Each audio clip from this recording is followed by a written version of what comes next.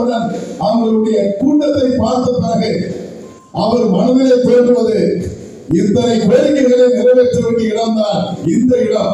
அப்படி என்று சிந்தனையை எழுப்பக்கூடிய சக்தியாக நீங்கள் இருக்கப்பட வேண்டும். கோரிக்கைகளை நிறைவேற்ற பிறகுதான் உங்களுடைய முகம் மலரும்.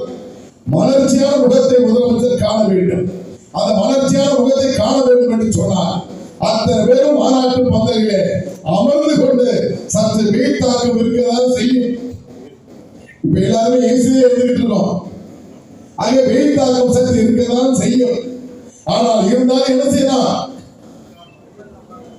சொல்லுங்க, என்ன செய்யலாம்? ஒரு மணி நேரம் தாங்கிக் கொண்டால் அதை விட இன்னொரு செய்தி. 2 தினங்கள் முன்பாக அங்காங்கே கோடை மழை பெய்து கொண்டே இருக்கிறது. நமக்கும் தென்றல் காற்று வீச வைப்பார் இறைவன். அதில் முழுமையான நம்பிக்கை இருக்கிறது. அத்தனை வழிகளிலும் இந்த மாநாடு வெற்றி பெற வேண்டும் என்று சொன்னார். நாம்